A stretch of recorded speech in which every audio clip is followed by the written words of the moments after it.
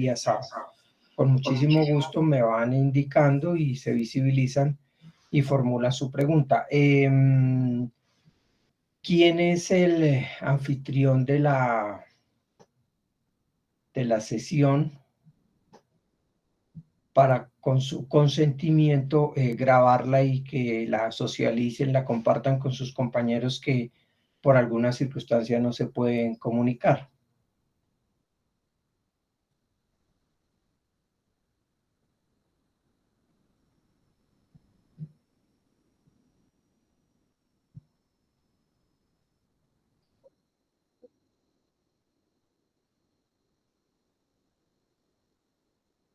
Ah, bueno, perfecto. Es que creí que ese privilegio solo lo tenía la persona que hacía las veces de anfitrión de la sesión virtual.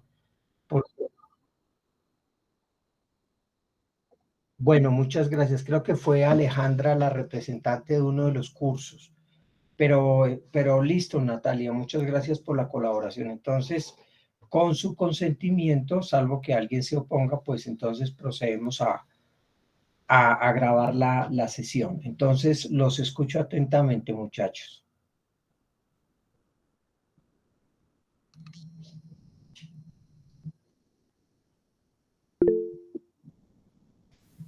Buenas Eh, noches, profe. Jenny Xiomara, ¿dónde está Jenny?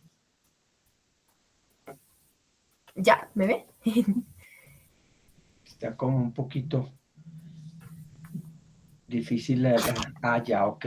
Listo, Jenny Xiomara.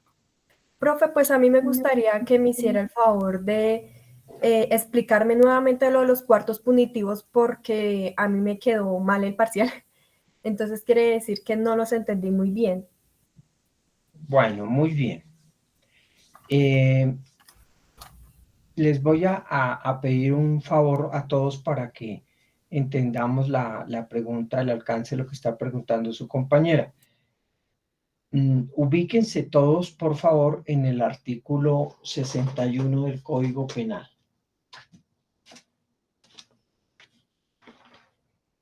Jenny Xiomara, ¿tienes un código a la mano?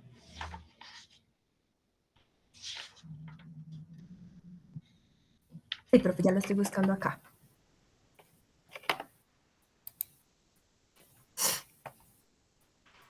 Bueno, vamos entonces con el paso a paso. ¿Listo? Sí, señor. Dice la norma, el artículo 61. Efectuado el procedimiento anterior, el sentenciador dividirá el ámbito punitivo de movilidad previsto en la ley en cuartos. Uno mínimo, gracias Jairo, dos medios y uno máximo. Entonces, ¿qué es lo primero? Que allí se está definiendo un marco de movilidad, lo que algunos llaman un mínimo y un máximo. Ustedes me observan a mí en un recuadro, ¿cierto? Bien, entonces, si ustedes observan, a mi mano izquierda, en este extremo, a este contorno lo llamamos un mínimo, y a mi mano derecha, a mi mano diestra, se ve otra línea azul, entonces a ese lo llamamos un máximo. Entonces, todo este recuadro que ustedes están viendo, para que lo entendamos más lúdico, es el marco de movilidad o el ámbito de movilidad que yo tengo como funcionario judicial, ¿cierto? ¿Qué se me hizo Jenny? Jenny, seleccione usted un delito. Hurto. Listo, el hurto. Entonces, pensemos que el hurto se cometió aprovechando la ausencia de los propietarios de los moradores un fin de semana, utilizando, por ejemplo, unas ganzúas, ¿no? Uno de estos, ese tipo de adminículos que son propicios para que la delincuencia burle los dispositivos de seguridad, los violente. Cuando eso sucede, o por ejemplo escalando muros, ingresando por la parte superior de las casas, del techo, entonces cuando eso sucede, estamos frente a lo que el derecho penal tipifica como hurto calificado. ¿Listo? Entonces, supongamos en gracia de discusión que el hurto calificado en Colombia tiene una pena, pensemos que oscile de 10 a 20 años. ¿Listo, Jenny Xiomara? Sí, señor. Bueno, entonces, ¿qué es lo primero que uno debe hacer? Recordémoslo, soy muy insistente en algo. La definición de los cuartos punitivos no es nada diferente a aplicar 4 operaciones matemáticas básicas. ¿Por cuál debemos empezar? Por la multiplicación. ¿Qué debemos hacer? Teniendo un mínimo, mi mano izquierda, o sea, 10 años, y un máximo, mi mano derecha, 20, ¿qué es lo primero que debo hacer? Una conversión. Conversión de los años que señala la norma a meses. Ahora, generalmente ya las normas se expiden no por esa misma facilidad práctica, no en años, sino en meses. Ustedes pueden observar en sus códigos que en la mayoría de los delitos ya se habla es de una conversión a meses. Pero supongamos, en gracia de discusión, que se mantuviese esa premisa de los años. Entonces, ¿qué es lo primero que yo debo hacer? Lo primero que yo debo hacer es lo siguiente. Si mi máximo de movilidad son 10 años, ¿cierto, Jenny? O mi mínimo. Mínimo 10 años, sí, señor. Listo. Entonces, si el mínimo de pena son 10 años, ¿observan la hoja? Sí, señor. Listo. Entonces, 10 años lo voy a multiplicar por 12 meses. Entonces, ¿eso me da cuánto? 120, ¿cierto? ¿Estamos de acuerdo, Jenny?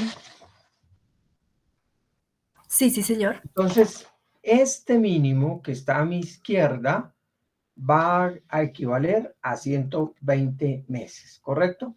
Pero a mi mano derecha está un máximo que dijimos que equivalía a 20 meses.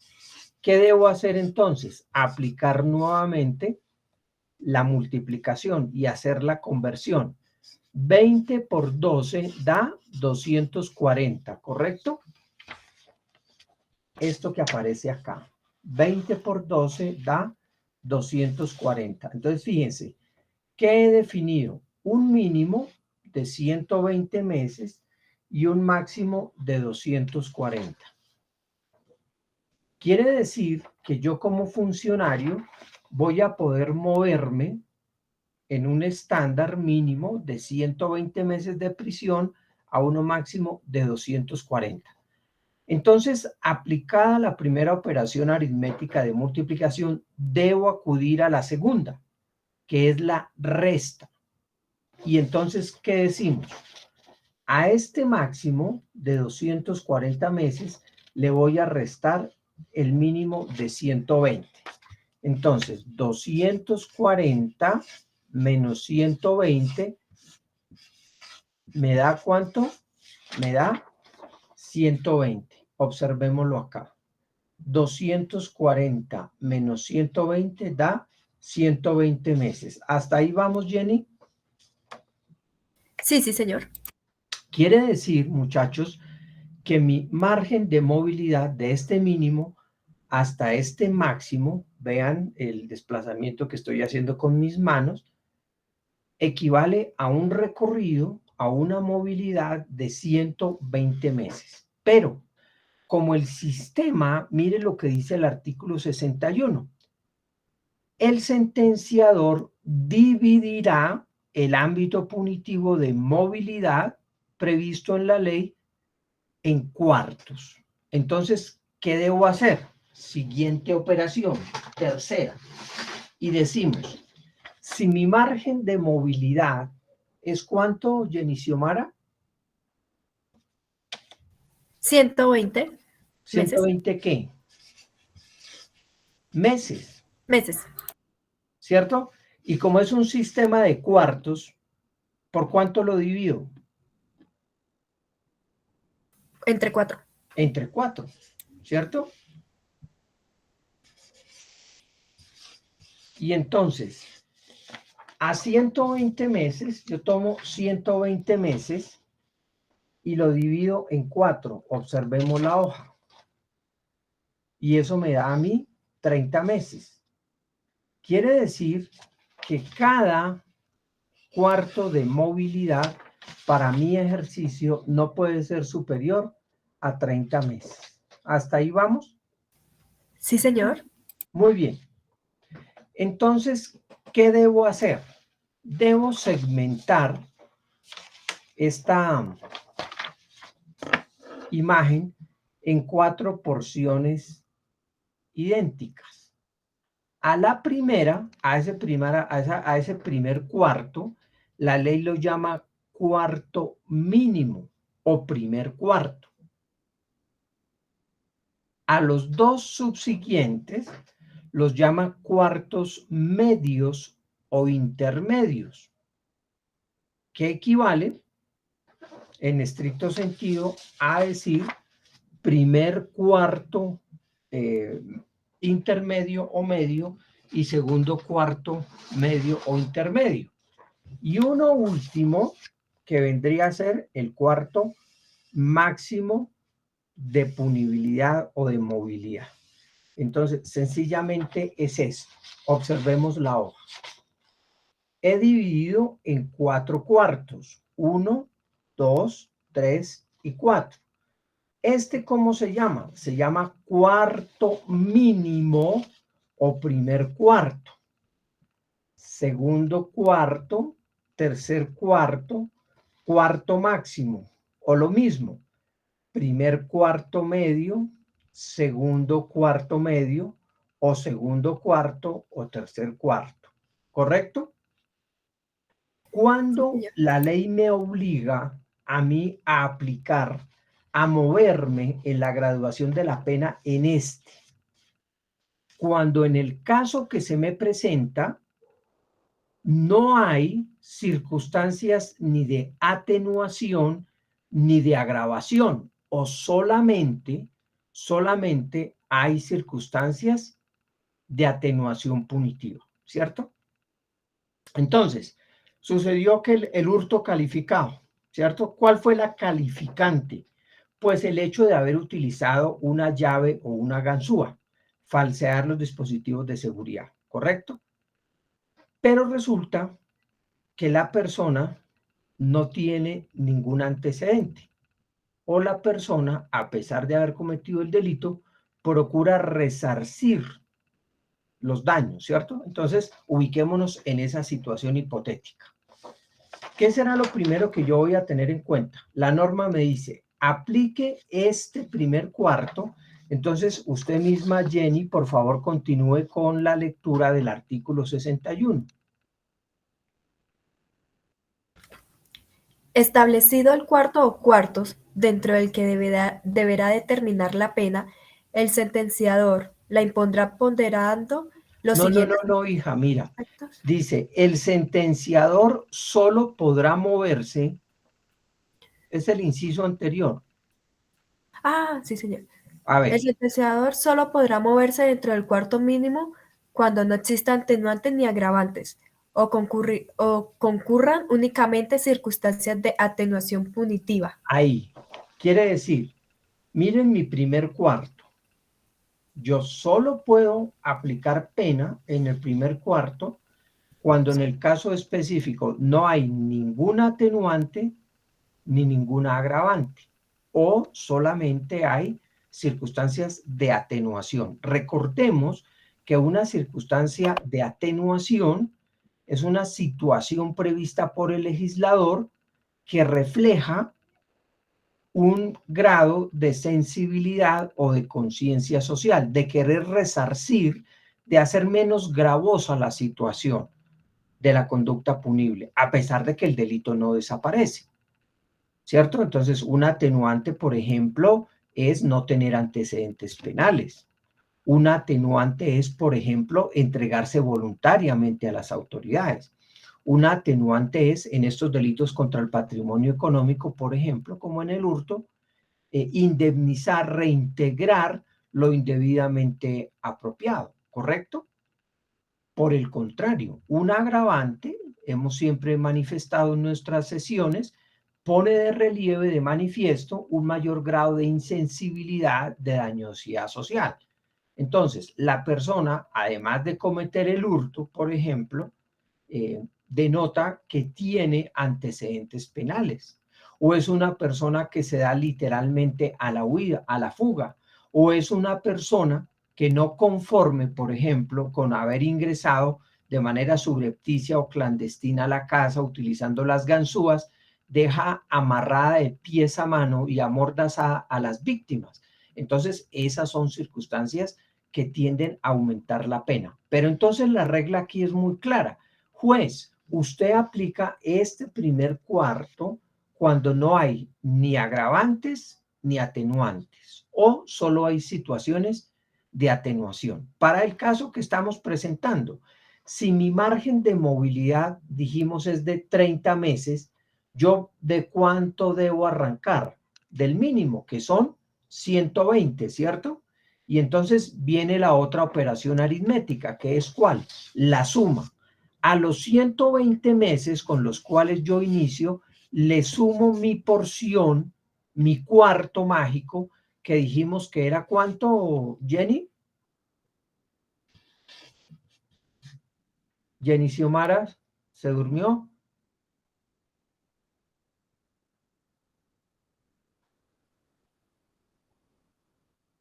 ¿Me escuchan? Sí, señor. ¿30? 30. Entonces quiere decir que este primer cuarto o mínimo partiría de ¿cuánto? De 120 como mínimo y tendría un máximo de 150. ¿Y de dónde resulta ese 150? De tomar los 120 meses con los cuales inicio mi ponderación punitiva y sumarle los 30 que son mi porción o cuarto punitivo. Es decir, que esta primera situación solo la aplicaría o tendría como límite 150 meses. Iniciaría en 120 y finalizaría en 150. ¿Hasta ahí vamos? Sí, señor. Segunda situación. Jenny Xiomara, por favor, continúe leyendo la norma. Dentro de los cuartos medios, cuando concurran circunstancias de atenuación y de agravación punitiva. Bien, ahí, entonces detengámonos. En los cuartos medios o intermedios, mírenlos acá en la hoja, cuando haya tanto atenuantes como agravantes. Llamamos siempre la atención en algo. El legislador nunca nos dijo cuándo en este primer cuarto medio ni cuándo en este. Fue la jurisprudencia de la Honorable Corte Suprema de la Sala de Casación Penal que dijo, mire, si el criterio de graduación es la proporcionalidad y la favorabilidad, pues entonces, ¿qué debemos entender? Una regla aritmética directamente proporcional. ¿En qué sentido? Si hay más atenuantes, disminuentes de pena, ¿dónde debo moverme? En este, porque es más favorable. Por el contrario, si hay más agravantes que atenuantes, ¿en dónde debo moverme punitivamente? En el tercer cuarto o segundo cuarto medio o intermedio. Y allí mismo se hizo la reflexión. Si hay igual número de atenuantes y agravantes, ¿dónde debo fijar la pena, doctoras y doctores? A ver quién nos dice.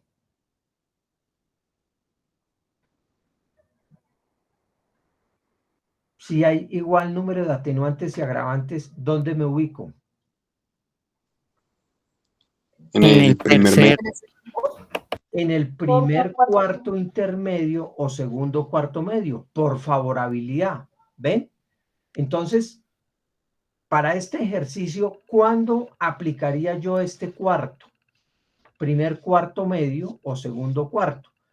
Cuando hay más atenuantes que agravantes o cuando hay igual número de agravantes que de atenuantes. Y matemáticamente, ¿qué implicaría? Implicaría decir 150 meses, recuerden siempre, más un día, a lo cual le vamos a sumar nuestra porción, que es de 30 meses. Entonces, ¿qué pasaría en este segundo cuarto? Mire, 150 meses más un día, le sumo los 30, que son mi porción, mi media, y eso me da un máximo de 180. Conclusión, si el juez llegó a la conclusión de que su marco o su cuarto de movilidad era este primero intermedio o segundo cuarto, como se le llama también, tendría un mínimo de 150 meses más un día y un máximo de 180. Ahora, si lo que ocurre es que hay, insisto, más agravantes que atenuantes, ¿qué tendría que decir? 180 meses más un día, y a ello le sumamos nuestro cuarto aritmético, que para el caso representado equivale a 30 meses. ¿Eso cuánto me daría? 210 meses. Veámoslo acá. Eso significaría 180 meses más un día, límite mínimo para el tercer cuarto. Le sumo los 30 meses que son mi porción, mi cuarto, y eso me da un máximo de 180 meses. Y finalmente, ¿cuándo aplicaría este último cuarto? Jenny Xiomara, ¿cuándo lo aplicamos? Por favor, miremos la norma. Y dentro del cuarto máximo, cuando únicamente concurran circunstancias de agravación punitiva. Muy bien, solo agravantes. Tenía antecedentes, se dio a la huida, trató de hacer más gravosa la situación, etcétera, etcétera. Pero ninguna atenuante. Entonces, en el caso que estamos representando, ¿cuál sería mi operación aritmética? Pues la siguiente. Tendría que partir de un mínimo de 200 meses, recuerden siempre, más un día, porque es el único rango cronológico diferenciador entre cada uno de estos cuartos.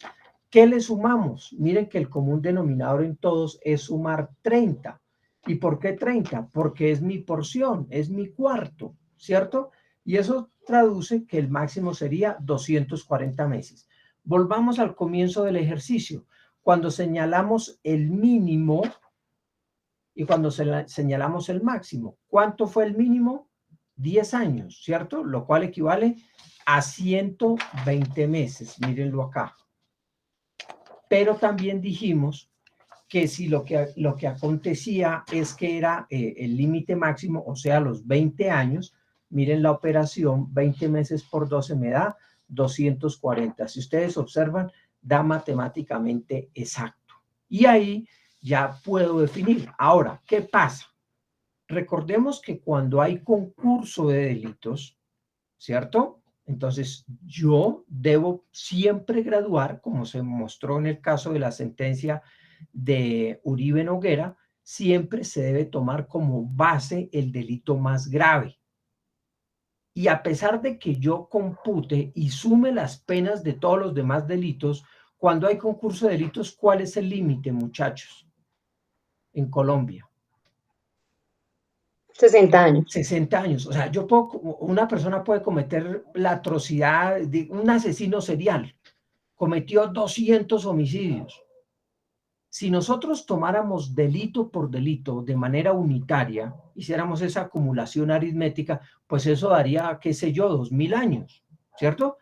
Como en Colombia no hay ni cadenas perpetuas ni pena de muerte, el legislador dijo, mire, para el concurso de delitos el máximo de pena serán 60 años.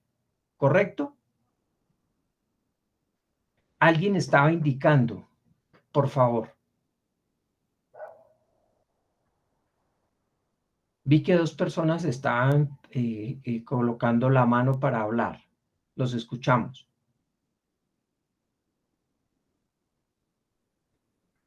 Jessica Valentina, ¿era?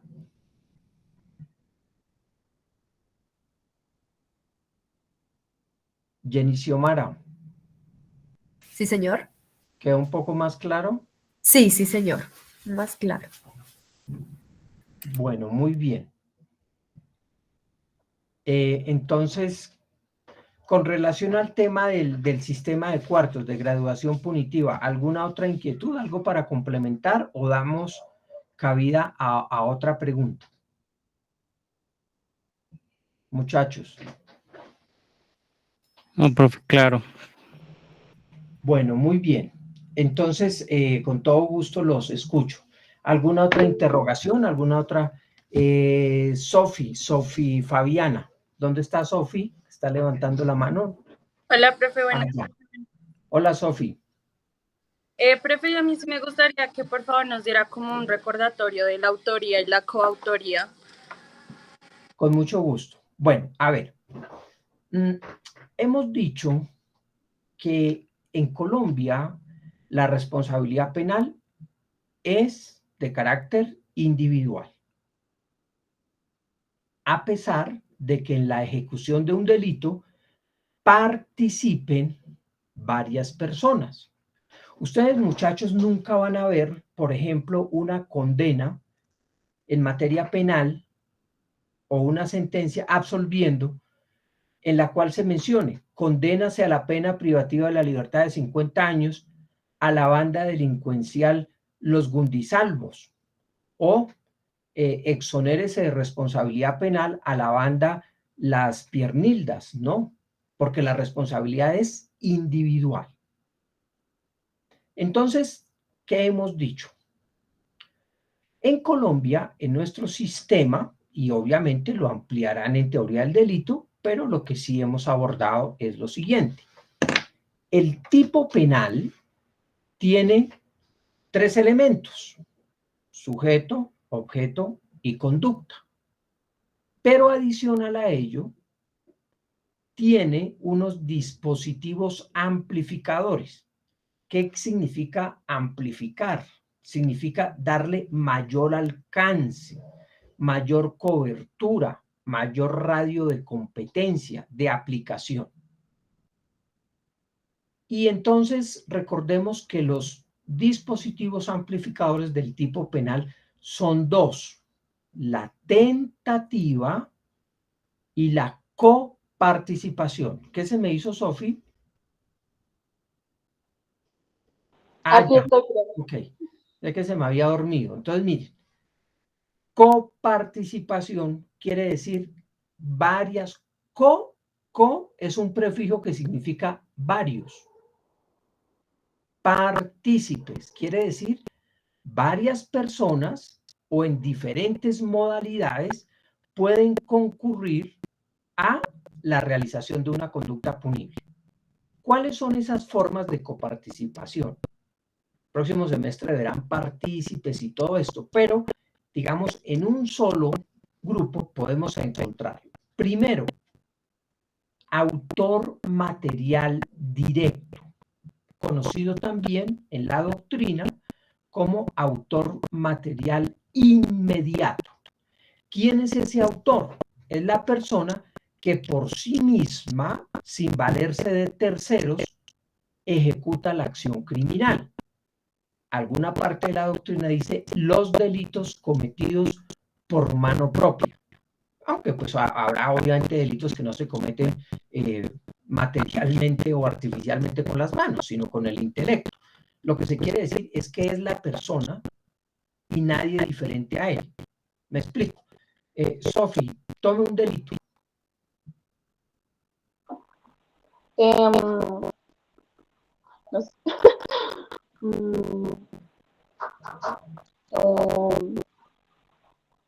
De pronto, no sé. señora, algo, un delito que tú que hayas presenciado o que escuches a menudo, por ejemplo, un atraco, ¿sí? El hurto, sí. Sí, el atraco callejero, el hurto. Entonces, una persona va caminando por vía pública y un delincuente la aborda, la intimida con arma cortopunzante y la despoja de sus pertenencias. Fíjense que esa persona, el delincuente, el sujeto activo o victimario, está ejecutando el delito por sí mismo, no se está valiendo de nadie más, ¿cierto? Entonces, esa persona, ¿cómo respondería penalmente? Respondería como autor material directo o inmediato.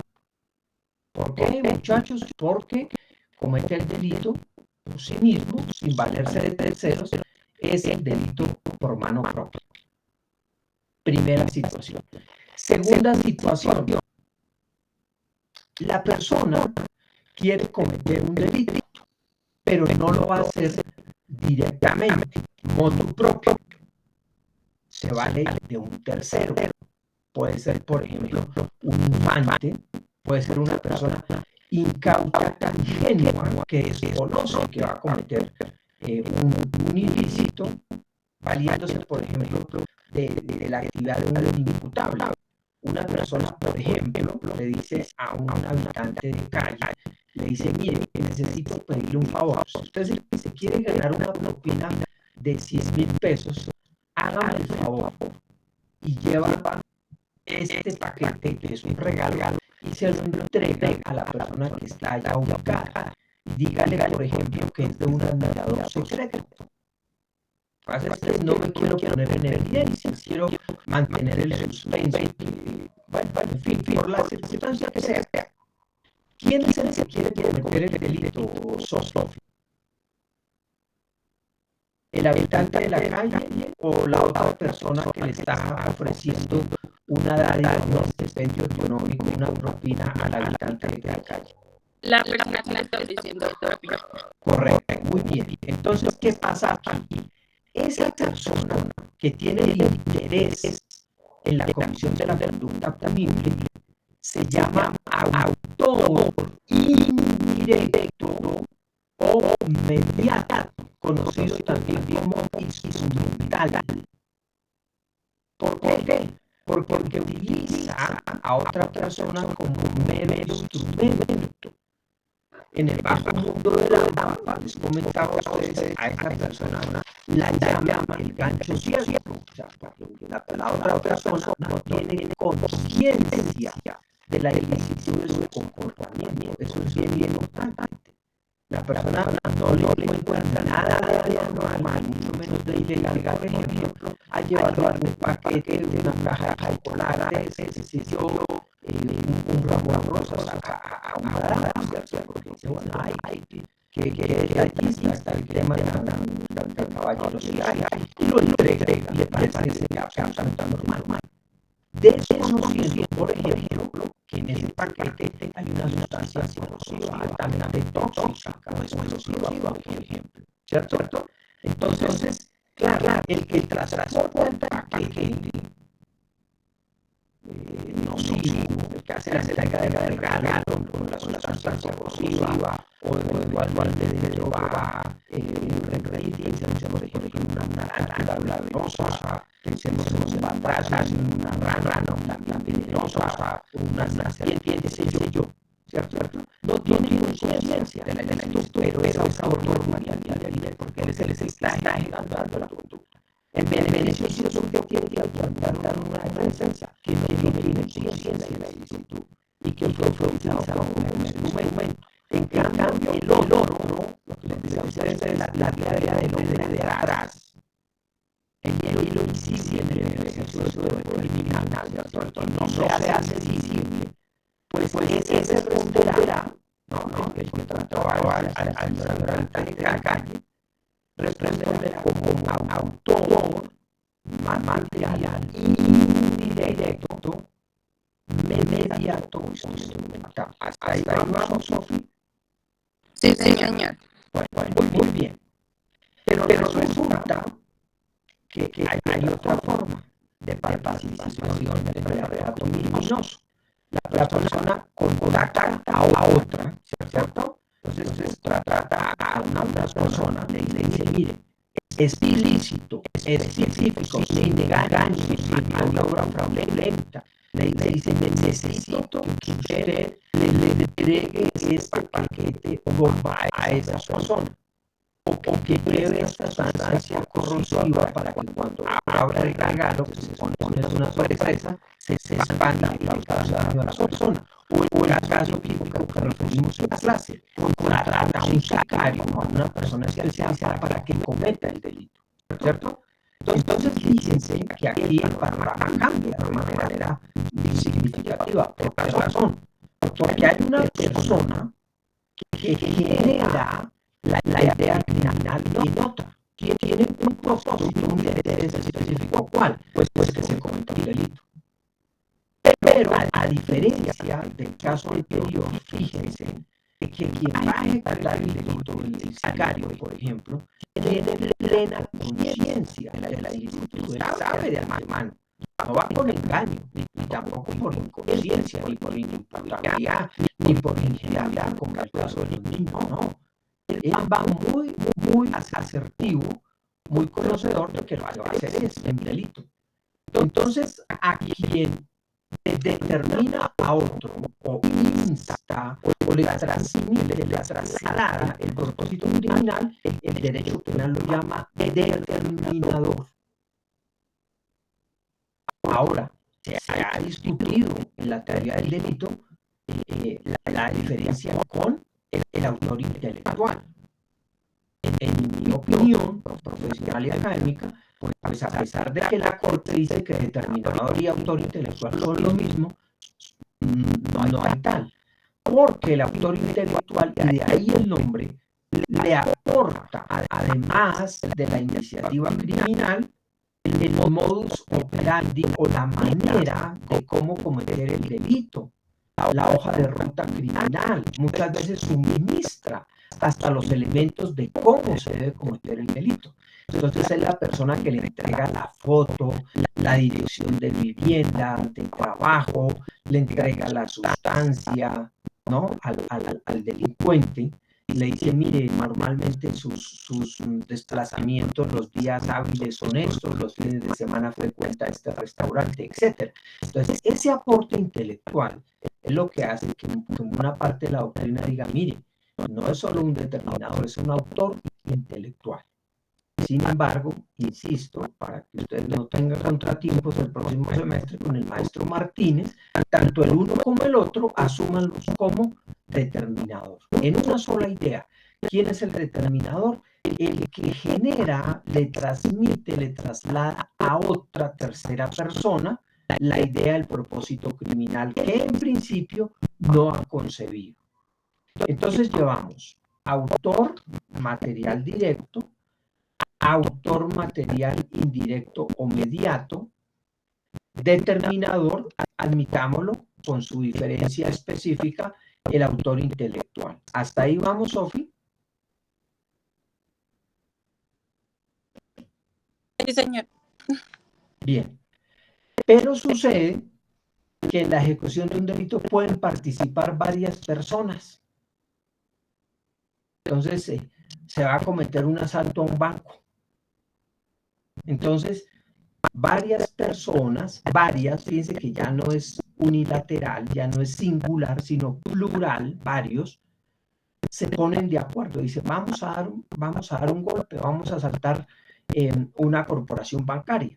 Y entonces tienen que desplegar toda una actividad muy bien elaborada, muy bien concebida, muy premeditada. Entonces dicen, bueno, listo, vamos a ponernos de acuerdo. Usted intimida al vigilante. Usted intimida a los asistentes. Usted intimida al cajero o a la cajera para que le entregue los dineros. Usted se queda en la puerta del banco prestando vigilancia para avisarnos. Usted se ubica estratégicamente al frente del banco con el vehículo, con el motor prendido, no en marcha, para facilitar la huida. Entonces, fíjense que allí están participando varias personas y allí surge la figura de la coautoría. Recuerden la sentencia de la responsabilidad médica. Allí la Corte nos dice coautoría propia, coautoría impropia. El próximo semestre verán una traída del derecho internacional penal, que es la coautoría por ejecución funcional en cadena de mando. Como esa no la explicamos, pues obviamente no será objeto de evaluación. Quiero que tengan muy claro que aquí estamos frente a la figura del coautor. Entonces, Juan, Pedro, Francisco y Judas, pues son coautores del delito de hurto agravado o calificado. O eventualmente, si se cometieron más ilícitos, pues de esos otros delitos. ¿Cuáles son las características para que uno pueda hablar de coautoría? Lo hemos mencionado. ¿Quién la recuerda? ¿Qué es Un lo acuerdo primero? de voluntades. Muy bien, Sofi, perdón. Primero, acuerdo previo de voluntades. Vamos a cometer el atraco, el asalto al banco. Listo, muy bien. Segundo, División material del trabajo. correcto. Cada uno tiene un rol, una tarea en esa empresa, en esa agencia criminal, como les he discriminado. Uno vigila, el otro intimida a la cajera, el otro está prestando vigilancia en la puerta, etcétera, etcétera. División material del trabajo criminal, segundo gran ingrediente o elemento. Y el tercero, Aporte relevante o significativo para o el propósito. significativo. Fíjense que si nosotros suprimimos a uno o varios de ellos, pues el delito se frustra. Si una persona que tiene la misión criminal de apropiarse del dinero, entró al banco, todos cumplieron con su rol y él no sacó el dinero, pues el delito no se va a concretar. Si el señor que está prestando vigilancia se le ocurre irse, ¿cierto? Pues entonces es muy probable que terceras personas o la propia policía o un vigilante se percate e intervengan y el delito se frustre. Entonces, esos son los tres elementos que deben caracterizar a la coautoría propiamente dicha, ¿correcto? Entonces, recapitulemos. Tenemos autor material directo, conocido, Sofi, también como Autor mediato. Directo. inmediato. El inmediato, perdón. Inmediato. Autor material indirecto, mediato o instrumental. Tercero, determinador, admitiendo allí también la figura del autor intelectual. Coautores, ¿cierto? Con ustedes hasta ahí analizamos, ¿cierto? También mencionamos otro, no con todas las clasificaciones que tiene, que se llama el cómplice, ¿cierto? Y el cómplice, pues, es una persona que le presta una colaboración eficaz al delito de otro, generalmente con acuerdo previo de voluntades, ¿cierto? Es crucial esa diferencia. En la autoría o en la coautoría se participa del propio delito. En la complicidad se le presta una ayuda eficaz, pero al delito ajeno. Mírenlo en el mismo escenario.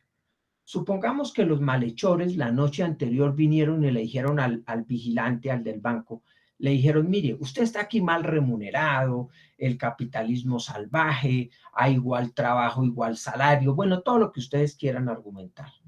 Y le dicen, mire, necesitamos una ayudita y le vamos a dar una muy buena propina. Usted simplemente, nosotros llegamos a las 12 en punto y usted hace como que está haciendo una ronda en otro lado del banco o sencillamente se retira porque va a cumplir una necesidad fisiológica. O si es por la noche, usted estratégicamente nos deja la puertica entreabierta y ya, y se desentiende del asunto, ¿cierto? Entonces, fíjense que esa colaboración que está prestando esa tercera es definitiva, es eficaz, es suficientemente relevante para que el propósito criminal se cumpla, ¿cierto? Ahora, ¿y cómo respondería ese vigilante? Pues como cómplice. Próximo semestre ustedes verán que hay cómplice antecedente, concomitante, subsiguiente, necesario, no necesario.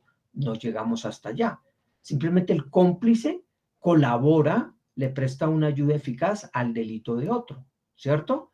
Ahora, ¿qué pasaría si, por ejemplo, el vigilante dice, pero ustedes sí son muy lentos, miren, nada que desocupan la casa, venga, yo les ayudo rápido porque no demoran en llegar otros vecinos? Cuando el vigilante ya ejecuta acciones materiales propias de la división del trabajo, pasa de ser cómplice a ¿qué? ¿Cómo lo trataríamos, Sofi?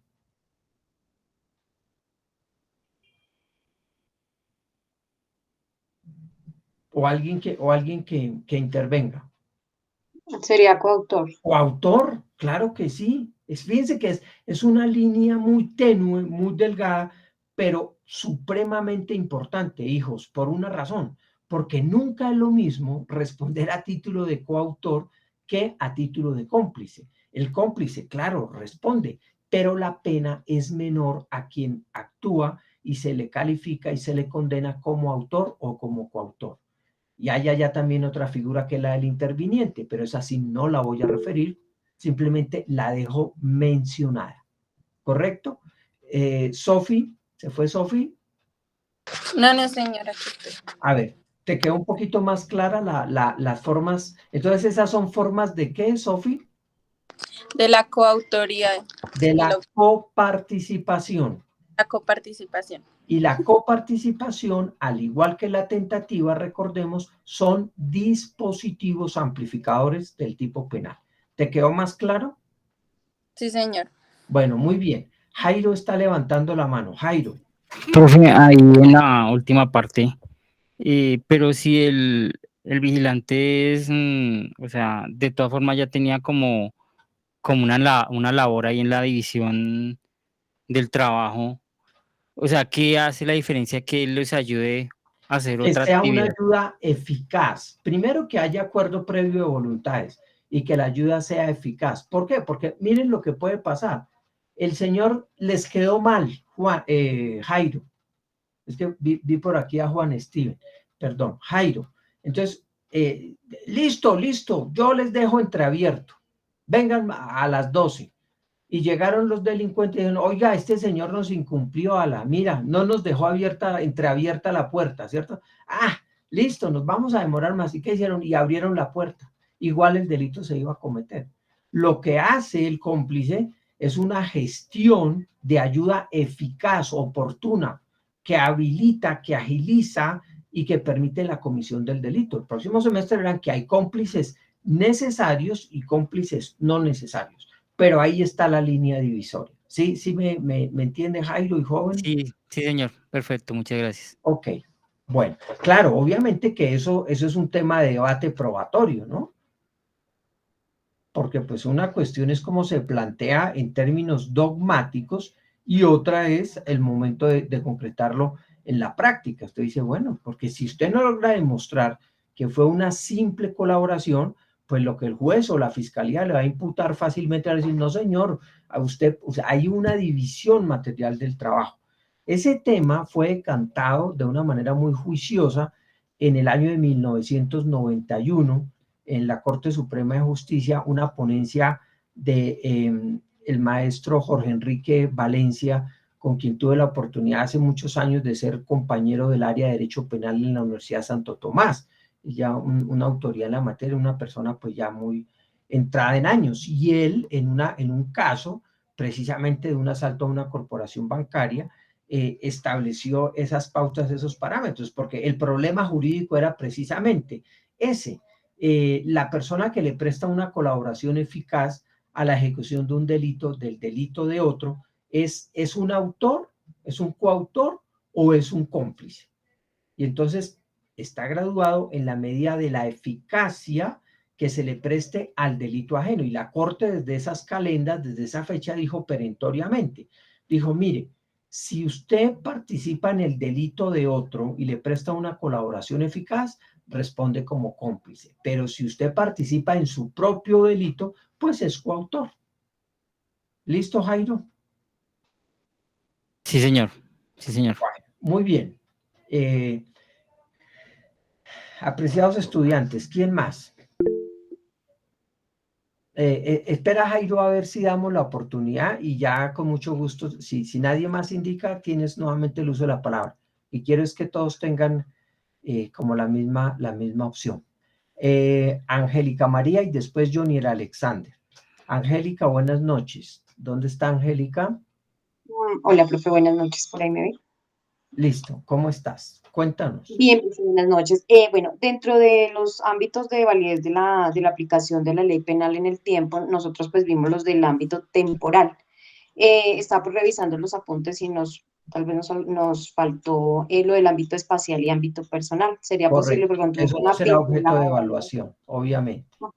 Sí. No, yo, muchachos, ni más faltaba, yo honro mi palabra, o sea, ustedes han visto que tristemente, y sobre todo me agobia, me compunge, que no hubiésemos tenido la oportunidad de abordar toda la temática, pero pues No fue ni por falta de voluntad, ni por apatía o desidia de este humilde servidor. Es clarísimo, lo que es objeto de evaluación es todo lo trabajado hasta el primer ámbito de validez que desarrollamos, ese sí de manera integral.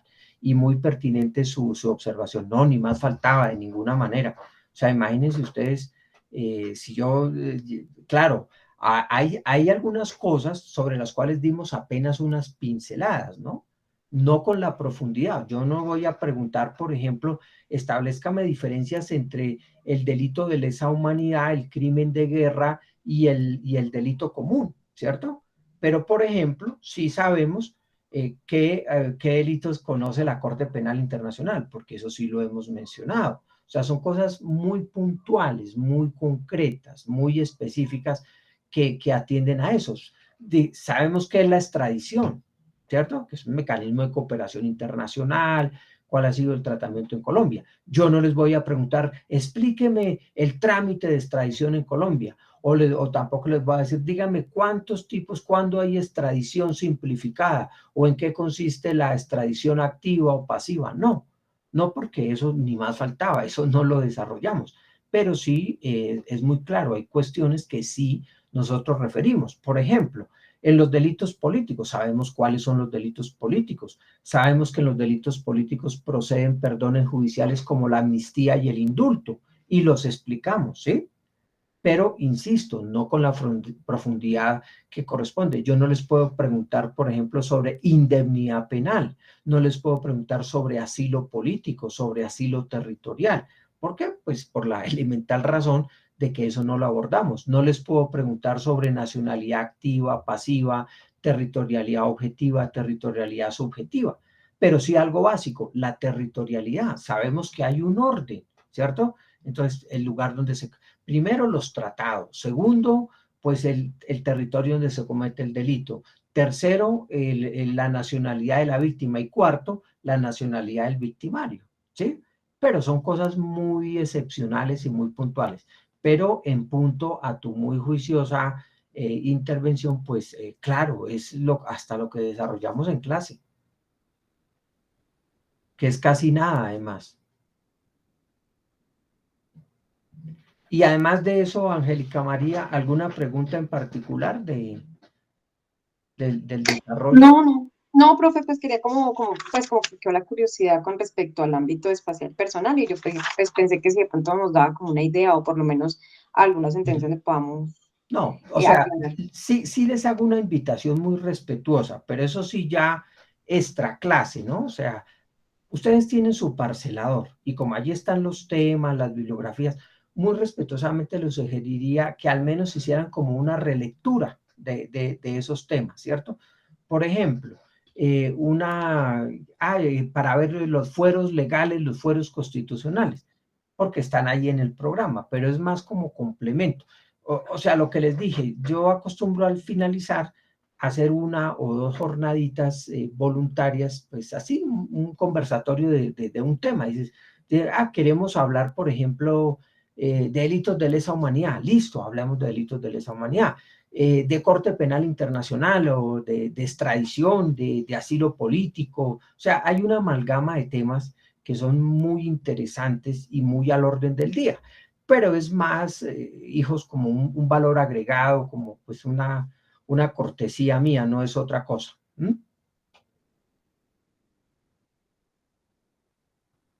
Claro, yo sé que es muy pretencioso de mi parte, porque si muchas veces difícilmente concurrían en el semestre, pues así voluntariamente, pues todavía más difícil. Pero bueno, la voluntad es así como en estos ejercicios, pues quienes pueden asistir, fabuloso, bienvenido. Quienes no, pues por eso pedí que si es viable se grabe para compartirlo con sus demás compañeros. Bueno, muy bien. Entonces, Jonier Alexander, buenas noches. Buenas Jonier. noches, profesor. Mi pregunta radica en torno a la preterintención. Es que no me termina de Ya, quedar ok. el concepto. A ver, el Johnny. concepto. Hola. ¿Qué? Buenas noches. Es que no me termina de quedar claro el concepto de preterintención. Bueno, muy bien. ¿Cómo abordarlo? De la siguiente manera. Nosotros dijimos que en Colombia existen 3 modalidades de conducta punible. Hay algunas legislaciones en el mundo, de hecho la mayoría, lo advertí, que solo nos hablan de dolo y de culpa. Colombia, nuestro amado país, en tratándose del tema penal, tiene esa gran especificidad, esa gran particularidad. Dice dolo, culpa y preterintención. Hagamos un recuento de ellas muy rápido para que entendamos el alcance de la preterintención. Dolo. Regla general. En Colombia los delitos por regla general son dolosos. ¿Por qué? Porque presuponen una intención, una voluntariedad, una actitud inequívoca de causar un daño. Seguramente en otras asignaturas han visto el dolo, entonces no resulta nuevo. En penal, pues es mucho más específico. Y entonces es la actitud, ¿cierto? Consciente de la voluntad, el querer causar un daño, sabiendo previamente que lo que vamos a ejecutar constituye delito. Entonces de allí que el dolo tenga 2 ingredientes, 2 componentes. Uno, el cognitivo o conocitivo o de conocimiento, y otro, el volitivo o voluntario o de voluntariedad. ¿Qué significa el primer elemento, el cognitivo? Que yo, como sujeto activo o victimario, conozco de antemano, de manera previa, ex ante, dicen los autores, a la ejecución del delito, que lo que yo voy a hacer está tipificado y constituye delito. Conozco plenamente de la ilicitud de mi comportamiento. Entonces, conocer. Y el segundo elemento, querer, que se expresa en lo volitivo. Yo debo exteriorizar mi voluntad con actos manifiestos, inequívocos, porque recuerden lo que tanto insistimos con vehemencia. El pensamiento por sí solo no delinque. La persona puede conocer que algo constituye delito, pero si no lo exterioriza, pues nunca habrá forma de imputarle responsabilidad penal. ¿Qué se me hizo, Jonier? Aquí estoy, es que creo que la cámara se cierra a veces. Ya. Tranquilo, tranquilo, no hay problema. Bueno, entonces, pero ¿me está escuchando? Sí, Bueno, culpa, segunda modalidad. Violación al deber objetivo de cuidado. Por falta de previsión de algo que es previsible o porque el sujeto activo lo ha previsto y de manera imprudente confía en poder evitarlo, ¿cierto? Bien, entonces, en la culpa no hay intención. Lo que hay es falta de previsión, de prudencia, de cautela, de cuidado. Por eso no es caprichoso que en los delitos culposos, que no son regla general, sino excepción, se hable de 4 generadores. ¿Recuerda, Johnny, cuáles son los generadores de la culpa?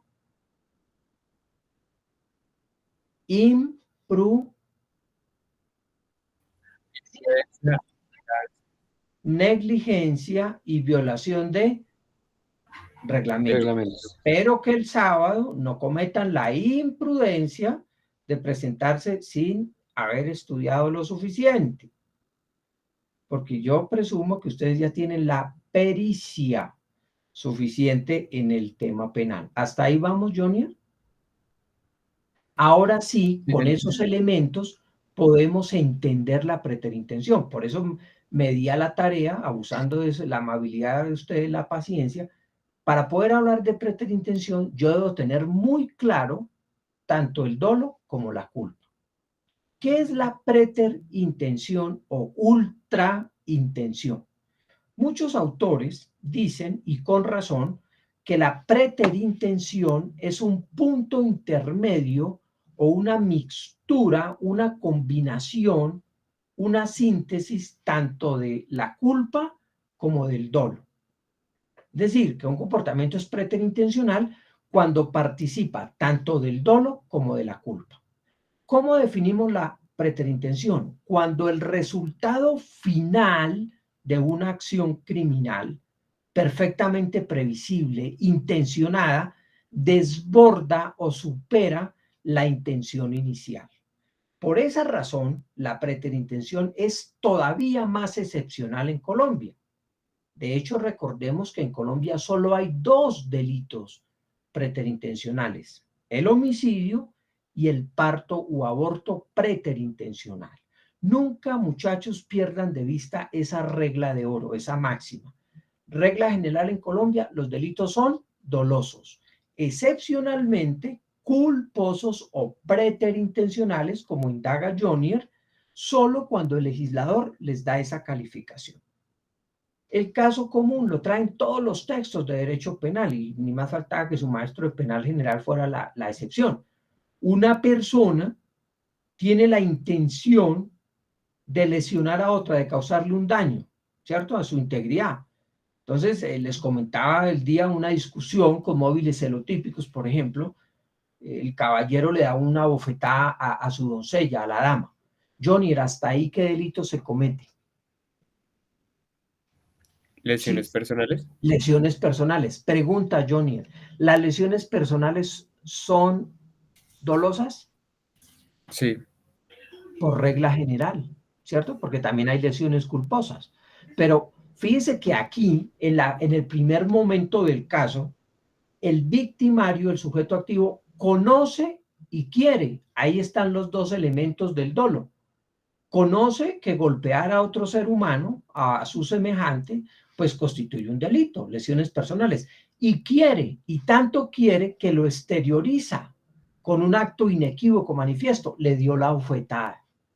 Hasta ahí el comportamiento es doloso, pero resulta que el golpe es de tal vehemencia, de tal magnitud, ¿cierto?, que hace que la persona, que la dama, pierda el equilibrio, se precipite, caiga al piso, se golpee en el cráneo, en la bóveda craneana, y fallezca. Entonces, hubo falta de previsión de algo que podía ser previsible. Si le da una bofetada a una dama y hay una diferencia marcada, notoria, en la corporeidad física entre el uno y el otro, es probable que se cause un daño mayor. Y entonces la dama cae, se golpea en el cráneo, en la región occipital, una conmoción cerebral y fallece. ¿Cuál era la voluntad inicial, Jonier? ¿Matarla o lesionarla? Lesionarla. ¿Cuál fue el resultado final que obtuvimos? Homicidio preterintencional. Entonces, ¿cuándo hay preterintención? Cuando el resultado final, muerte, homicidio, excede mi voluntad inicial, ¿correcto? ¿Pero por qué? Por falta de previsión de algo que es previsible, porque una persona no puede decir, un sicario, es que mi intención era solo lesionarle, le disparé 80 veces o le causé 40 heridas con arma cortopunzante, pero nunca mi intención era matarlo, era solo lesionarlo. Pues ese es un argumento que no es de recibo, porque por la misma condición de la víctima y por la calidad y cantidad de heridas, pues queda de relieve, de manifiesto para cualquier funcionario judicial en sana lógica que la intención era matar. ¿Quedamos, Jonier? Entonces, Sí, señor. ¿qué elementos Tengo una pregunta adicional. Sí, señor. En este caso, el hombre que golpeó a la mujer respondería por homicidio preterintencional y también por lesiones personales dolosas. No, porque se estaría violando el principio non bis in idem, no 2 veces lo mismo. ¿Cuál de los 2 comportamientos subsume al otro? Porque tiene mayor valor jurídico. El homicidio. El homicidio. Miren, pasa igual y es muy pertinente su observación. Supongamos, en gracia de discusión, lo siguiente. Una persona en vía pública con arma cortopunzante le causa una lesión a otro. Hay una riña, hay una discusión, ¿cierto? En principio, en el proceso penal, lo pueden calificar, recordemos los estadios, los momentos. Llegó ante el juez de control de garantía, le formularon imputación y dijeron lesiones personales, ¿sí o no? ¿Dolosas o culposas, Johnny? Dolosa. dolosas. Claro, en una riña, ¿cuál imprudencia? No, la persona conoce y quiere y le introduce el arma cortopunzante en la región abdominal, ¿cierto? Pero resulta que a medida que va avanzando el proceso, la víctima está en el hospital y se va complicando su salud, se deteriora y entonces lo pasaron a la unidad de cuidados intensivos. Su vida ya corre un inminente peligro, hay una gravedad. Entonces uno ya va pensando, dice, la lesión tuvo la suficiencia para pensar en un homicidio en grado de tentativa, ¿cierto? Pero a la semana siguiente, a pesar de todos los esfuerzos que hicieron los médicos, murió. ¿Cómo iniciamos el proceso? ¿Cómo lo calificamos inicialmente? Lesiones personales. ¿Cómo finalizó? ¿Cuál fue su desenlace? La muerte, Homicidio. el homicidio. ¿Cómo lo juzgaríamos? ¿Por lesiones personales o por homicidio, Jonier? Por homicidio. Claro, porque el homicidio asume el desvalor del tipo penal menos lesivo que son las lesiones. Claro, aquí ni de riesgo decir, es que era solo la intención de perforarle las asas intestinales o el abdomen, pero se murió. Entonces, homicidio preterintencional, no, porque aquí está faltaría el ingrediente de la culpa. La falta de previsión del resultado previsible o habiéndolo previsto, se confía imprudentemente en poder evitarlo. Eso es lo que en el derecho penal se llama preterintención. Y les insisto, Colombia es uno de los pocos países en el concierto internacional, en el derecho comparado, que aún preserva o mantiene como modalidad de la conducta punible, como un punto intermedio, una combinación del dolo y la culpa, la preterintención, conocida también como ultraintención. Ultra, recordemos, es decir, más allá de, quiere decir que la conducta punible va más allá de la intención inicial del sujeto activo, pero siendo previsible, se confía, ¿cierto?, imprudentemente y viene un daño mayor. Eso es lo que se llama preterintención. ¿Queda un poco más claro, Jonier? Sí, señor, muchas gracias. ¿Alguna otra inquietud? No, señor. Ok, muy bien. ¿Alguien tiene alguna otra pregunta de los que no han intervenido? Jamie Lisset. Jamie, ¿dónde está Jamie? Buenas noches, profe. Ya se está prendiendo la cámara. Ya. Ya. Profe, yo quería saber si me podría explicar lo de los tipos de dolo. Es que no tengo claridad todavía. Bueno, muy bien. Hay 9 tipos de dolo, ¿no? Anticipemos eso. Obviamente que no los desarrollamos todos. ¿Cuáles trabajamos nosotros? Dijimos, primero, dolo directo. En otros países se conoce como dolo de primer grado. ¿Cuándo hay dolo directo? Cuando el resultado final coincide integralmente con mi voluntad inicial como sujeto activo o excepcionalmente se agota la tentativa. Por ejemplo, una persona tiene el firme propósito, selecciones un delito, Jamie, a ver. ¿Feminicidio?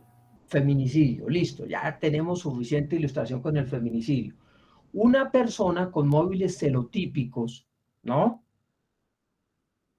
de absoluta intolerancia y de instrumentalización a su compañera sentimental, dice, le voy a quitar la vida, la voy a degollar. Y toma un arma cortopunzante o cortante o cortocontundente, llega a su casa con premeditación, con alevosía y sin mediar palabra, le genera una incisión en la región cervical. Y con la motivación celotípica que estoy mencionando, ¿cierto? ¿Cuál era la intención inicial, Jamie? Quitarle la vida, profe. Quitarle la vida. ¿Y cuál fue el resultado que se obtuvo? Quitarle la vida. Bueno, listo. Entonces, concordancia entre la voluntad inicial y el resultado final. Eso se llama dolo directo. Que la señora no murió porque la llevaron al centro clínico. Bueno, pero entonces quedó en grado de tentativa. Por eso también el feminicidio admite la tentativa. ¿Quedamos? Primera Sí, señor. modalidad de dolo. Segunda, dolo indirecto o de consecuencias necesarias. En algunos estados de los Estados Unidos de Norteamérica se le dice dolo de segundo grado. Ustedes ven las películas americanas y dicen dolo de segundo grado, ¿no? Nosotros dolo indirecto o de consecuencias necesarias. ¿En qué consiste ese dolo? Que la realización de una conducta punible inicial necesariamente, por eso se llama necesario, indispensablemente, indescartablemente, conlleva o acarrea la comisión de otra conducta no deseada inicialmente. Les traje a colación el ejemplo clásico porque es supremamente didáctico. A alguien quiere quitarle la vida a otra. Mire, pensemos, por ejemplo, sucedió hace un par de años apenas, en la zona donde se comercializan estas joyas preciosas, estas gemas, las esmeraldas y todo esto, en la zona de la calle 13, de 13 con arriba de la séptima. Han visto que hay en el centro, cerca a la plazoleta de la Universidad del Rosario, hay un conjunto importante de sitios donde venden joyas, ¿sí? ¿Sí han visto? ¿No han pasado por ahí, por el centro? Sí, profe, sí.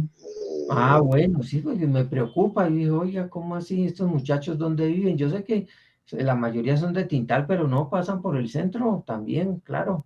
Y ahí cerca de la Procuraduría y todo esto. Bueno, entonces, sencillamente es lo siguiente. Sucede que unos delincuentes quieren atentar, o un sicario quiere atentar contra un negociante de esmeraldas, ¿cierto? Tiene su itinerario criminal perfectamente definido, perfilado. Acuérdense del iter criminis, ¿no? Ideación, preparación, algunas veces comunicación, y va a ejecutar su maniobra delictiva y le dispara en 5 oportunidades. Y efectivamente el señor negociante de esmeraldas fallece en el momento. Jamie, hasta ahí quedó lo hay. ¿Directo? Directo, ¿cierto? Pero en el acto de reacción, por ejemplo, de los escoltas o los guardaespaldas del negociante de esmeraldas, ¿cierto? El infractor le disparó a uno de estas personas que lo acompañaba. ¿Era su intención matar a los escoltas, los guardaespaldas? No. Él quería era matar al negociante de esmeraldas. Pero la única manera de consumar el delito principal era asumiendo como necesario cometer el otro delito. Por eso se llama de consecuencias necesarias. Entonces, que murió uno de los escoltas. Frente a él, ¿cómo respondería? ¿Por dolo directo o por dolo indirecto? Por dolo indirecto. Indirecto, porque es una consecuencia necesaria. Ni qué decir si es con un atentado con explosivos, como les coloqué el ejemplo en clase, en conversatorio, ¿cierto? Pues mi propósito es atentar contra la persona de alta notoriedad pública, pero pues como tiene un dispositivo, un esquema de seguridad, pues los que van ahí con él cercano seguramente, para mí es representable mentalmente que de manera indisoluble, indispensable, necesaria, la única forma de obtener mi propósito inicial es causándole daños colaterales a terceros. Entonces, ahí está el dolo indirecto. ¿Hasta ahí vamos, Jamie? Sí, señor. Dolo eventual o condicionado. Cuando la no producción de un resultado queda librada al azar, a la suerte. Entonces, resulta que allí, en este lugar de la calle donde se comercializan estas joyas, volvamos al ejemplo tipo, pues entonces viene un intercambio de disparos terrible, porque el sicario le dispara al negociante de esmeraldas, reaccionan los vigilantes. Entonces, justo en ese momento iban pasando unos vendedores ambulantes o sencillamente terceras personas que iban saliendo de la estación de Transmilenio, ¿cierto? o iban trasladando por la carrera séptima rumbo a la Plaza de Bolívar, ¿cierto? Entonces, como pudieron ser ellos, hubieran podido ser cualquier otro tipo de persona. De ahí el tema de la eventualidad. La no producción de un resultado queda librada a la suerte.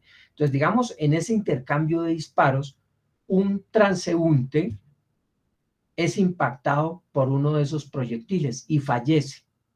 Era necesario para quitarle la vida al vendedor de gemas que la persona que está a 20 o 30 metros vendiendo, por ejemplo, lotería, falleciera o sufriera lesiones, Jamie.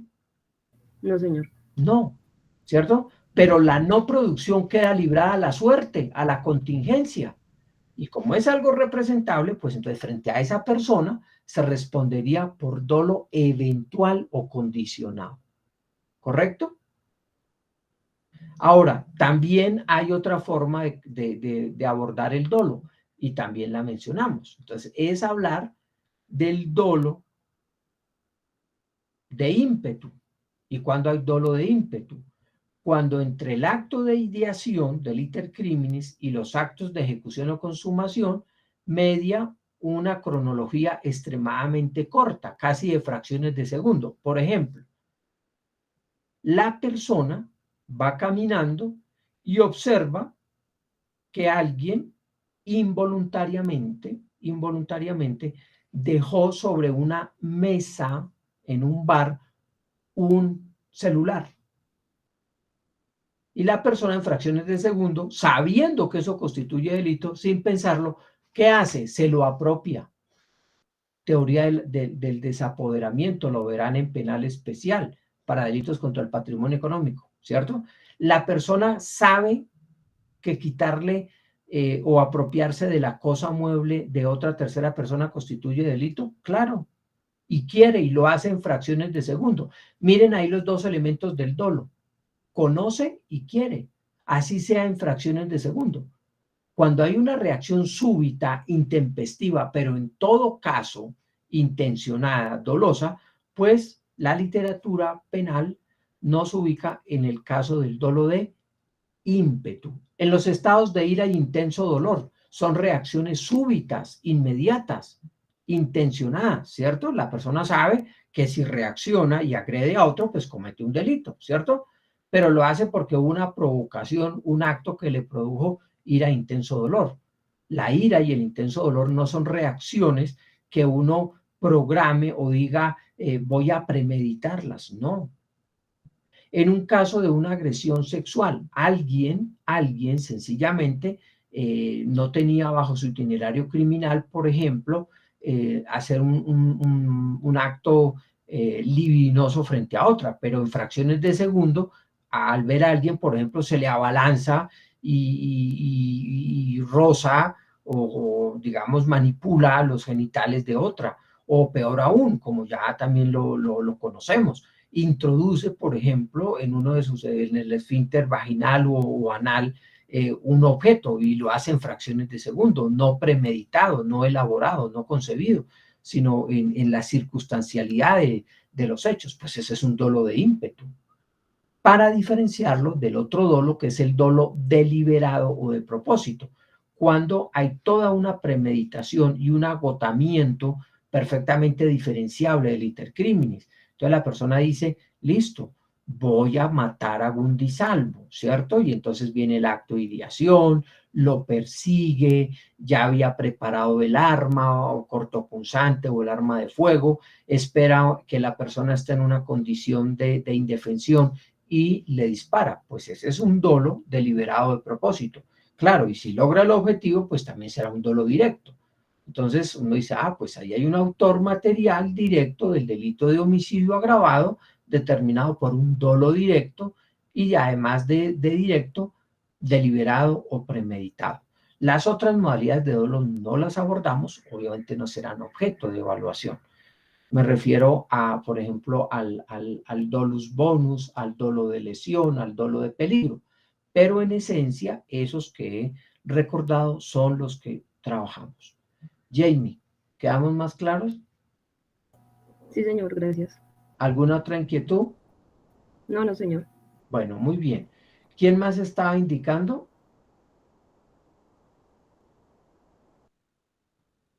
Muchachos.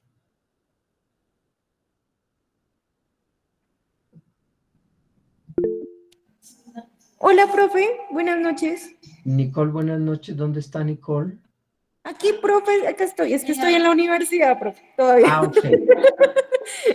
Profe, es que yo le quería preguntar, digamos, yo, o sea, si podríamos reforzar un poco más el tema de los concursos de delito, porque a veces yo siento que, o sea, a veces son dos acciones muy parecidas, pero en realidad no es concurso de delito y me tiendo a confundir bastante, que eso fue lo que Bueno, me pasó en el parcial pasado. ok. ¿Qué es importante?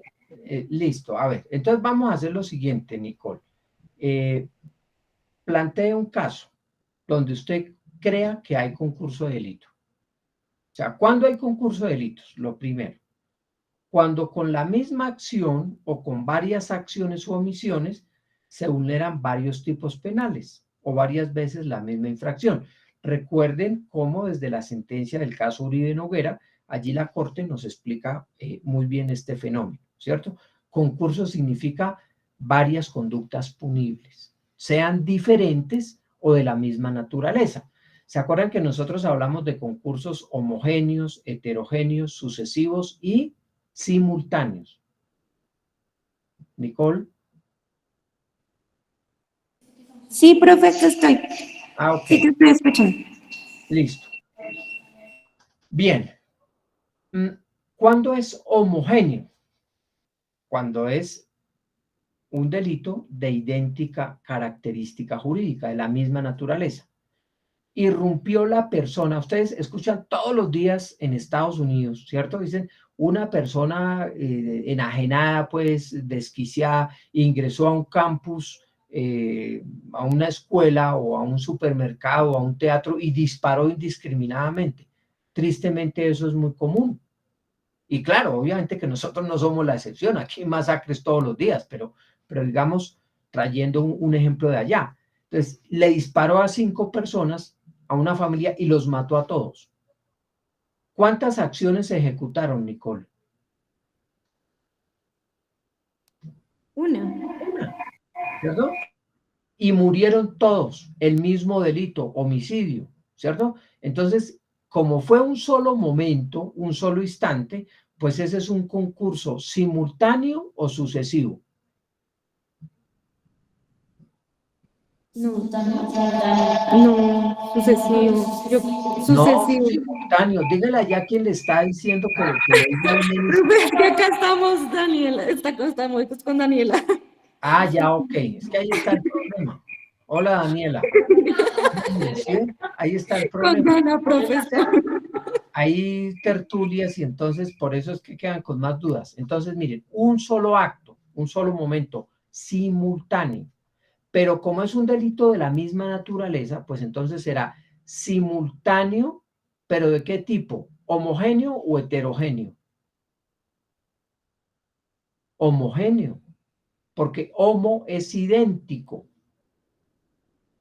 Si lo que hubiera sucedido es que la persona irrumpió en la escuela, disparó, mató a 3 personas en el mismo acto, pero como ellos quedaron inermes, indefensos, se apropió del dinero, de las joyas, de los celulares que llevaban. ¿Qué delito se comete, Nicole? Hurto. Hurto. Entonces, ese es un concurso ¿de qué tipo? ¿Homogéneo o heterogéneo? Allá sería heterogéneo. Heterogéneo. ¿Por qué? Porque son diferentes delitos, diferentes bienes jurídicamente tutelados. ¿En cuántos momentos lo ejecutó? ¿En un solo momento o en varios momentos? Es que, digamos, ahí me confundo porque lo hizo todo en ese momento, ¿no? No. Fíjense que son 2 momentos perfectamente diferenciables. Claro, inclusive hasta en fracciones de segundo. Un momento fue disparar, quitarle la vida, perfectamente diferenciable, y otro, ¿cierto? Sucesivo, ipso facto, ¿qué hace? Aprovecha que están indefensos y se apropia de las cosas, porque hubiera podido perfectamente, ¿qué hacer? Esperar media hora, ¿cierto? Como son algunos ceremoniales de algunos psicópatas, y esperar y apropiarse de las cosas. Entonces, o mientras las personas agonizan, colocan el partido del Super Bowl del tazón, piden una hamburguesa McDonald's, muy característico de la sociedad americana, esperan a que la persona fallezca y se apropian del dinero y se van. Entonces, fíjense que ahí la línea de tiempo es perfectamente diferenciable. Entonces, fueron varios momentos. Así el intervalo entre el uno y el otro sea corto. Si la persona ingresó al campus, mató a una persona, accedió carnalmente a una de las que estaba allí, se apropió de sus objetos, saliendo, el vigilante trató de detenerlo y le disparó al vigilante y lo mató.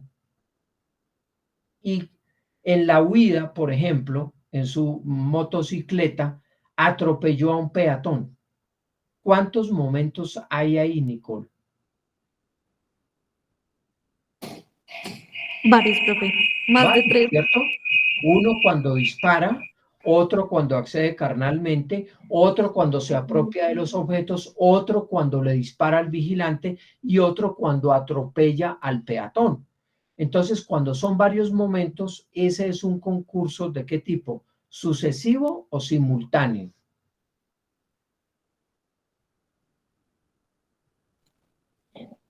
Sucesivo. Profe, sí, pero es que digamos, es que no sé cómo hacerme entender, porque No, es yo que... sé cuál es tu inquietud. Es que estoy haciendo primero todo el bosquejo de la coautoría, perdón, del concurso de delitos, ¿sí? Es que quiero que tengan claro cuándo es homogéneo, cuándo es heterogéneo, cuándo es sucesivo y cuándo es simultáneo. La dificultad que tú planteas es cuál. Bueno, ¿y en qué momento algo que es un agravante es delito autónomo, cierto? Claro. Entonces, ¿qué es lo que uno tiene que mirar? Para evitar la violación del principio non bis in idem, al analizar un caso, ¿qué debe tenerse claro? Que ese hecho, que es complementario o accesorio a otro, o subsiguiente a otro, esté contemplado como causal de agravación. Si no está como causal de agravación, pues es un delito autónomo, independiente. Por ejemplo, la persona va conduciendo su vehículo, ¿listo? Y en vía pública, en la calle, atropelló a un peatón. ¿Hasta ahí qué delito se comete, Nicole? Asesinato, homicidio.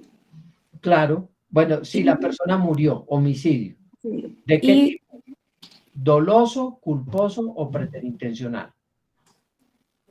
yo creo que doloso. No, porque es que la Ah, regla no, general culposo. es que en el accidente de tránsito es culposo, salvo que se probara que intencionalmente dice, mire, allí va mi peor enemigo, mi profesor de penal, ah, no, mentiras, cualquier otro menos el de penal, ¿cierto? Y listo, y entonces le abalanzó el vehículo. Pero por regla general, la jurisprudencia de la Corte Suprema dice, mire, en los accidentes de tránsito, la calificación es culposa. ¿Por qué? Porque la conducción es una actividad de alto riesgo, ¿cierto? Y porque hay una infracción al deber objetivo de cuidado y porque el conductor tiene el rol de garante, ¿correcto? Entonces, listo, murió el peatón. Hasta ahí, ¿qué tenemos, Nicole? Ahí ya tenemos homicidio culposo. Culposo. Bien. Entonces la persona, óiganlo bien, huye del lugar. Eso es muy común, muy frecuente, ¿cierto? Abandona el lugar de los hechos sin justa causa, porque ni era que lo iba a haber justicia por mano propia, literalmente lo iban a linchar, nada de eso. La persona, para evadir la acción de las autoridades, para no dejar ningún vestigio, ninguna evidencia probatoria, abandonó el lugar de los hechos. Entonces uno dice, vea el dilema, dice, uy, ¿será omisión de socorro otro delito? ¿Cierto? ¿O será que esa es una circunstancia de agravación para el delito culposo? ¿Cierto? Entonces, El estudiante que fue discípulo aventajado del doctor Hernán López dice, pues muy sencillo, frente a esa situación, ¿qué debo analizar? El abandonar el lugar de los hechos sin justa causa es una agravante para el delito culposo. Entonces, ¿cómo lo calificaría, Nicole?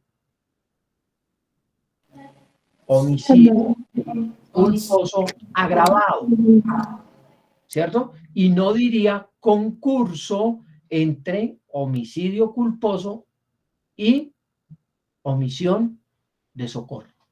Ahora, diferente, y además recuerden lo siguiente, la omisión de socorro no se predica de que el que comete el accidente de tránsito, se predica desde la tercera persona que no le presta ayuda solidaria a quien está en grave peligro. Me explico, volvamos al mismo caso.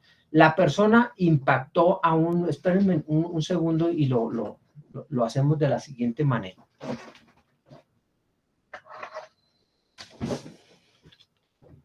¿Ven el carro? Sí. Listo. Entonces resulta que asumamos que por la séptima va un vehículo de Fórmula 1. Entonces el vehículo de Fórmula 1 impactó al peatón.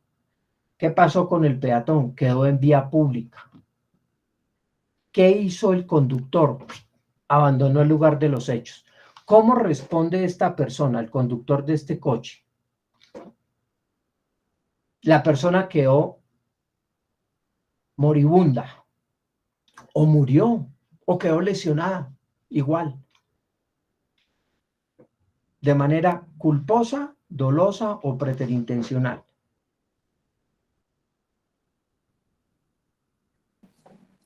O sea, nosotros decimos culposo. Pues claro, volvemos a lo mismo. Mire, es una actividad riesgosa, el conductor tiene el rol de garante, hubo infracción al deber objetivo de cuidado. Pero como abandonó sin justa causa el lugar de los hechos, es culposo que agravado, ¿cierto? Y la persona quedó en vía pública moribunda, ¿cierto? Quedó, es que no tengo por... Ah, sí, perdónenme un segundo, es que... No es... Miren, ven al romano, ¿cierto? Entonces, listo. Entonces, resulta que lo atropelló y él quedó en vía pública y él abandonó el lugar de los hechos. Culposo agravado. Viene una tercera persona, este otro soldadito romano, ¿cierto? Y entonces, él no fue el que causó la lesión, pero él llegó al lugar de los hechos y lo vio moribundo. Y dice, uy, yo no me quiero involucrar en ese problema, o como dirían unos de manera inelegante, aberratio juris, dirían, ese muerto no lo cargo yo. ¿Y qué dice? Y se va. ¿Cómo responde esta persona? Omisión de socorro. ¿Será que a este que abandonó el lugar de los hechos le podemos decir que hay concurso entre las lesiones, el homicidio y omisión de socorro? No, estaríamos calificando doblemente la misma situación fáctica. Entonces, ¿dónde está la clave? Por eso usted cuando ve cualquier agravante dice, son agravantes para el delito tal, siempre que no estén previstas de otra manera las siguientes, ¿correcto?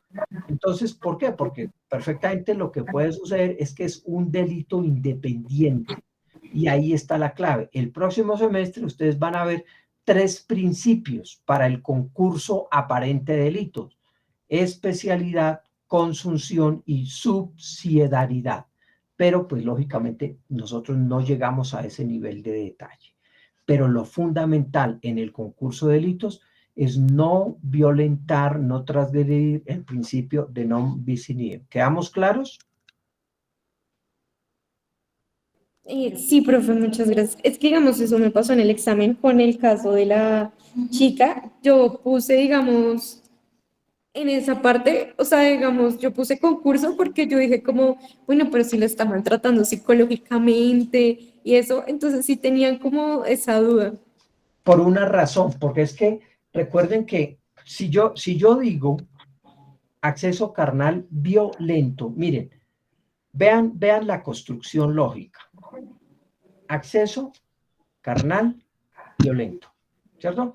Entonces, ¿qué es acceso carnal para la ley penal? Ya lo sabemos, ya lo hemos definido. Violento.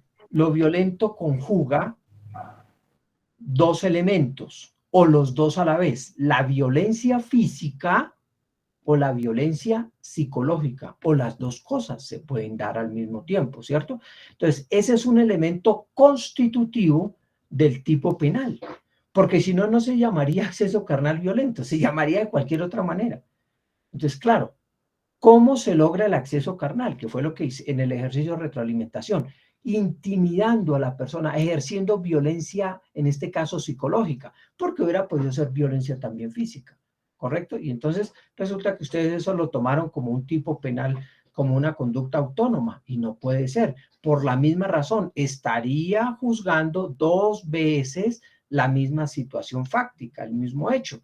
Y eso es violar flagrantemente el principio non bis in idem. ¿Ya?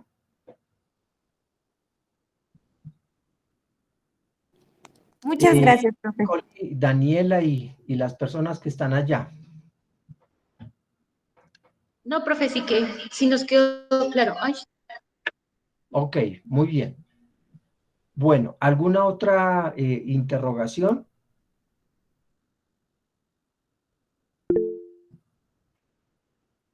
A ver, Evelyn. Buenas noches, profe. Qué pena es que no tengo cámara. Tranquila, Quisiera, no hay problema, no se preocupe. quisiera preguntarle lo mismo que mis compañeras, pero pues es que me quedó faltando cuando es simultáneo.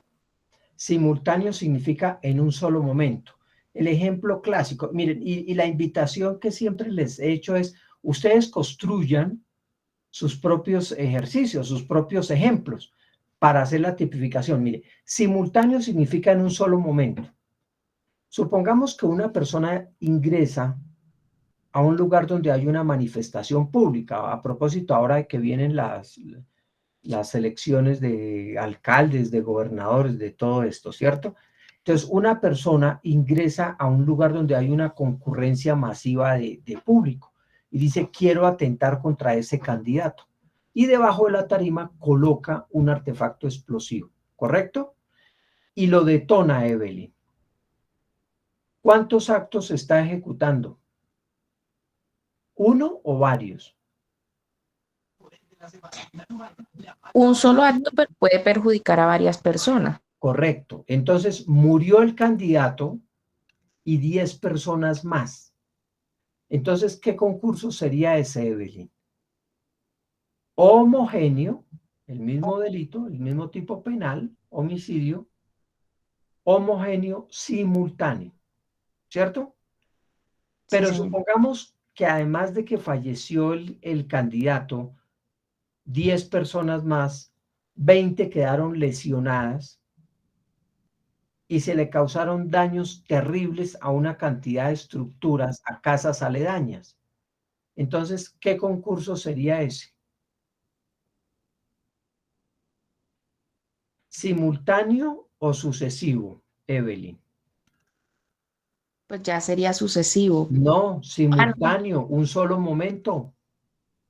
Pero cambia el paradigma. ¿Sería homogéneo o heterogéneo?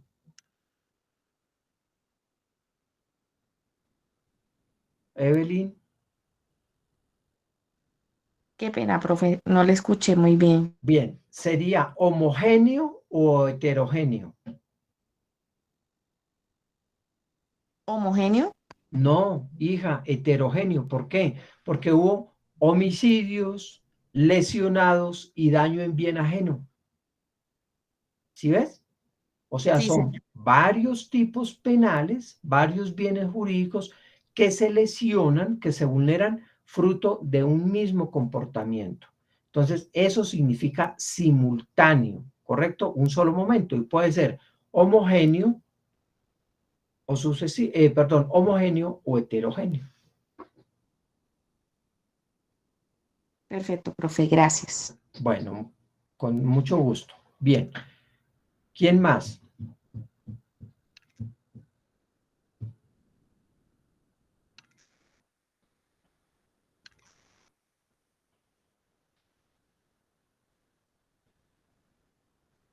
Bueno, entonces si no hay más inquietudes, les agradezco su paciencia y su asistencia.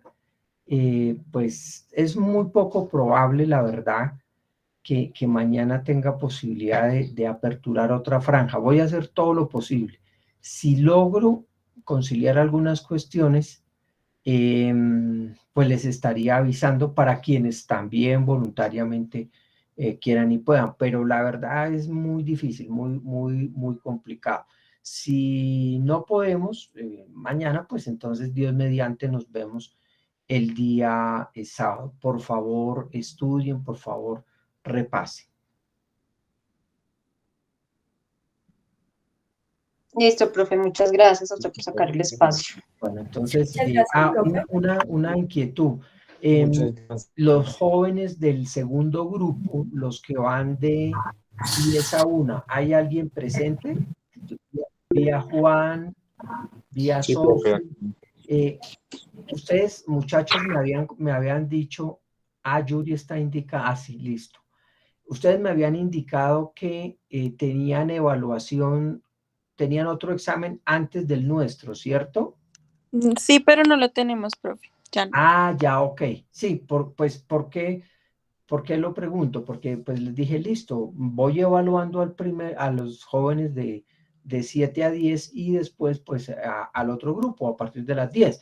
Los que pudieran llegar antes, pues antes. Entonces ya me queda claro el panorama.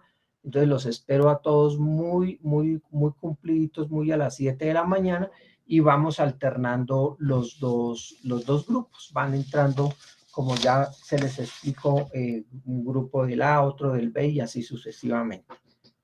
Por favor, les ruego encarecidamente, pues además de que, pues de manera respetuosa, por favor refuercen, estudien, complementen entre ustedes mismos, háganse fogueos de preguntas, todo esto, compartan esta grabación con sus compañeros que no nos pudieron acompañar.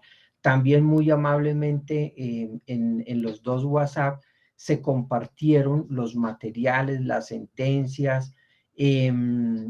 Previamente también se había entregado el material del libro de Beccaria.